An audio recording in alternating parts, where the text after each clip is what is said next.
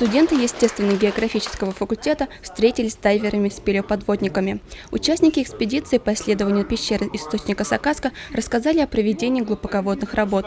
Экспедиция будет проходить под эгидой Русского географического общества в рамках Года экологии. Экспедиция по времени будет 4 дня.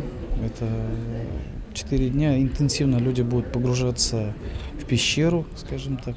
Глубины относительно небольшие, это 40-60 метров, но тут все зависит не от глубины погружения, а все зависит от сложности. Надо сказать, пещера все равно не считается легкой средой, куда погружаются дайверы. Общая длина пещеры где-то порядка 20 километров. Из них только полкилометра пройдено, 500 метров. И нам интересно, конечно, его дальше пройти, посмотреть. По словам ученых из Карелии, Поволжья и Урала, планируется обследование известной части пещеры, картографирование и дальнейшее прохождение источника Сакаска. На сегодняшний день подводная пещера Сакаска претендует на статус самой длинной в России. Ученые предполагают, что длина подводных ходов достигает 20 километров.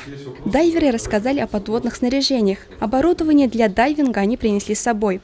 Вот ревизор позволяет нам значительно продлить пребывание под водой за счет того, что происходит регенерация дыхательной смеси. То есть то, что мы выдыхаем, очищается от углекислого газа, обогащается кислородом и подается нам на вдох обратно. Да? За счет этого количество газа, которое мы тратим в процессе погружения, оно значительно сокращается и позволяет нам значительно дольше находиться под водой. Студенты задавали вопросы. Им было интересно узнать, как можно стать спелеоподводником. Трудно ли это и сколько требуется времени, чтобы овладеть необходимыми умениями и навыками. Стоит отметить, что многие студенты-географы загорелись желанием стать дайверами-исследователями.